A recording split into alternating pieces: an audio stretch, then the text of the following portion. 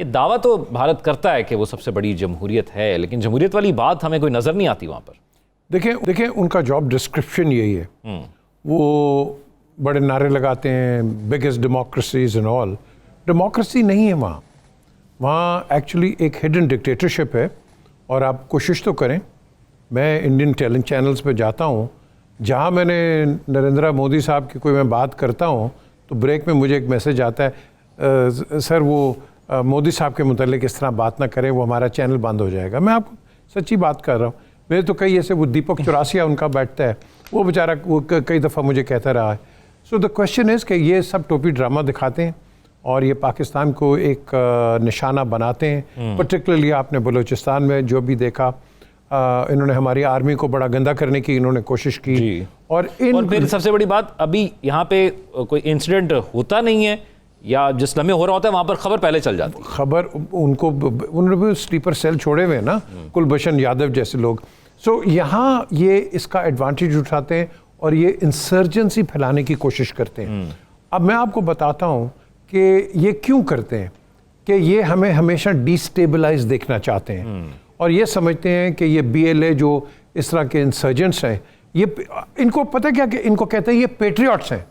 तो मैंने कहा अगर आप इनको ये पेट्रियट्स कहते हैं तो फिर वो जो खालिस्तान में हैं, नागाज हैं, मीजूज हैं, तामिल्स हैं, असम हैं, त्रिपुराज हैं, कश्मीरीज हैं, ये कौन है? ये पेट्रियट्स नहीं है। ये तो आपसे निजात छुड़वाने की बात कर रहे हैं। आपने तो इनके टेम्पल्स में जाके आपने क्या किया है मुझे बता देना, और उसका रिजल्ट भी आपने देख लिया। सो उसके ऊपर ये डिबेट नहीं करेंगे।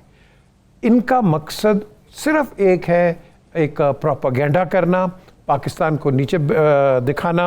वाइट हाउस पे चले जाओ, इनका एक बंदा बैठा हुआ है, वो पे रोल पे मेरे ख्याल अनएम्प्लॉयड है, ये रॉ उसको पैसे देती है, बाहर जाके बलूचिस्तान।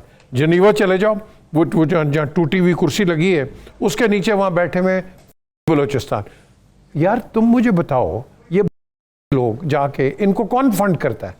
कोई ना कोई तो कर रहा है ना जी। सो द क्वेश्चन है राजेश, ये दुनिया को पता होना चाहिए कि जो एट्रॉसिटीज इन्होंने कमिट की हुई हैं, हमने पब्लिकली बताई हुई है यूरोपियन यूनियन के अंदर, कि ये जो मैस ग्रेव्स और ये जो प्रेग्नेंट औरतों को इन्होंने बेनेट्स मारे हुए, बिल्कुल ऐसे ही प्रेग्नेंट औरतों को ये करता है। ये अगर कोई डिसेंट आर्मी हो ना, वो कभी भी नहीं करती है, लेकिन इन्होंने किए हुए।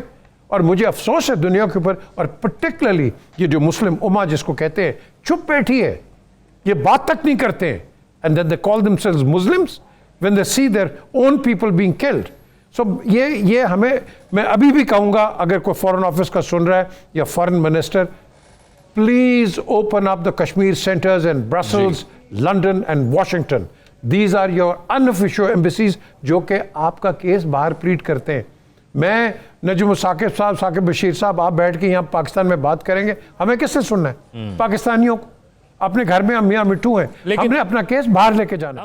ये जो मामला अब हमारे सामने आ रहा है, ये जो कीमतें कम की गई हैं, जिसमें IPPs का जिक्र है, वहाँ से बेहतरी आई है, फिर फ्यूल एडजस्टमेंट हुई है, उसमें बेहतरी आई है, लेकिन दूसरी तरफ ये कहा जाता है कि ये तब बुनियाद भी तो इन्हीं हुकूमतों ने डाली थी, PMLN, पीपल्स पार्टी, और इन्हीं हुकूमतों में ये फैसले लिए गए थे। तो आपको क्या लगता है कि हमने IMF को कायल करने में किस तरह कामयाब हुए? क्योंकि IMF तो इतना बड़ा रिलीफ देने के लिए राजी नहीं था, हमने देखा, बयानात में देखा। और दूसरा, ये कब तक बरकरार रहेगा? ये एक अहम सवाल है जो आवाम भी जानना चाह रहे हैं। देखिए, हम बात करते हैं cost of doing business. It is not cost of doing business, it is ease of doing business. ठीक, हम यह बिजनेस बड़ा ठीक कर रहे थे टिल FATF आया, और जो हमारे साथ एक पैरेलल इकॉनमी रन कर रही थी, उस पर बड़ा जोर का हाथ रखा उन्होंने। और उसके बाद आप देखें कि आपका एक इकोनॉमिक यू टर्न हुआ। अब बात आती है कि हम फॉल्ट लाइन कहाँ है? सारी चीज़ें तो साकिर साहब ने बता दी आपको। आप जाएं फॉल्ट लाइन की तरफ। फॉल्ट लाइन ये है कि जो भी गवर्नमेंट आती है वो कहती है मैं करूँगा और मैंने किया है और मैं ही कर सकता हूँ। ठीक, विद द रिजल्ट कि आपके अंदर कोई कंटिन्यूटी पॉलिसी है कोई नहीं। कभी भी कहीं कंटिन्यूटी पॉलिसी नहीं आई है। फटा मैंने अपने नाम का लगवाना है, जो पिछलों ने अच्छा भी काम किया उसको भी डाउन करके नाम मेरा आगे आना है। और हम जब से इलेक्शन जीत के आते हैं, हम एक इनविजिबल इलेक्शन कैंपेन शुरू कर देते हैं कि जी आज बिजली कम कर दी, भाई करो, वेरी गुड, हम तो आपके साथ हैं। लेकिन आपने कहीं ना कहीं तो इसका शॉर्टफॉल पूरा करना है कि नहीं करना? गवर्नमेंट शॉर्टफॉल पूरा करती है।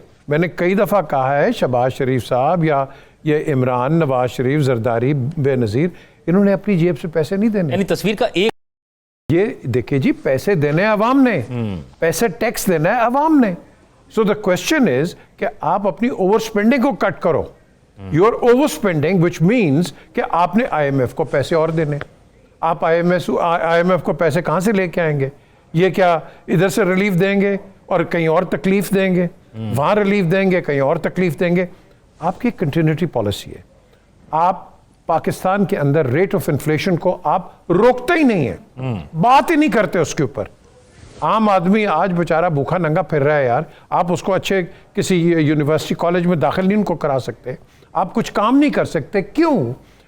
आज की हुकूमत को तनकीद मत बनाया आप। ये over the period of time, ये आज की जो हुकूमत आई है, ये तो इसने तो इनहेरिट किया हुआ है, पिछलों ने पिछलों से इनहेरिट किया हुआ है, और ये जो इनहेरिटेंस आपकी आ रही है, ये इनहेरिटेंस पाकिस्तान को मारती है।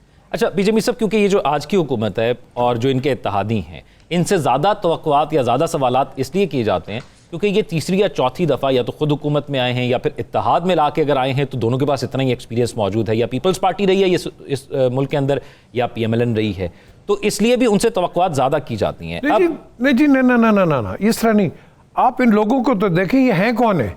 कभी एक पार्टी में, कभी दूसरी पार्टी में, कभी तीसरी पार्टी में। ये अपॉर्चुनिस्ट हैं।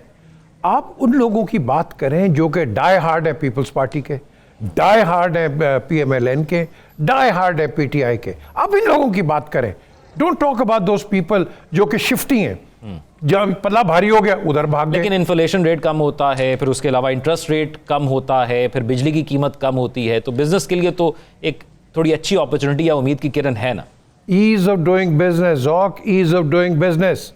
आप यहाँ देखें, ये इस मुल्क के अंदर अगर हम न्यूक्लियर पावर बांध सकते हैं, हम बाकी नहीं कर सकते। ये वो मुल्क है ना कि जब इंडिपेंडेंस आया था, आप गुलाब के फूल के कांटे लगाते थे इंस्टेड ऑफ पेन्स। हम वही है ना, तरक्की हुई है। द क्वेश्चन इज, यूनिटी नहीं हुई हमारे अंदर। हम शॉर्ट टर्म थिंकर्स हैं। पॉलिसी मेकिंग नहीं जी, मुल्क कितना बड़ा, सोच इतनी। आप छोटे यूरोपियन मुमालिकों में जाओ, मुल्कों में जाओ, छोटे मुल्क सोचें बड़ी, कहां से कहां पहुंचे हुए, हम क्यों नहीं है? मुख्तसरन बताइएगा कौन कौन से मजीद शोबे ऐसे हैं जिस पर हमें फौरी रिलीफ मिल सकता है, जो इकदाम अब तक हुकूमत ने किए हैं? मैंने कई दफ़ा कहा है कि हम जो लोगों को अपॉइंट करते हैं, they are not qualified for that job. अब हम सर्जन्स की बात करते हैं, सर्जरी की बात करते हैं। हमारे मुल्क के अंदर बड़े सक्सेसफुल बिजनेसमैन बैठे हुए हैं, अकील डैडी जैसे हैं, आरिफ हबीब जैसे हैं, कई और हैं, हज़ारों और हैं बिजनेस। आप इनसे पूछे ना, इनको क्यों नहीं कंसल्ट करते? वज़ीर आज़म साहब की एक बात है कि इन सबको बुला के बात सुन जरूर रहे हैं, और कल इन्होंने तारीफ भी की है। जी करें, बिल्कुल करें। साकिब बशीर साहब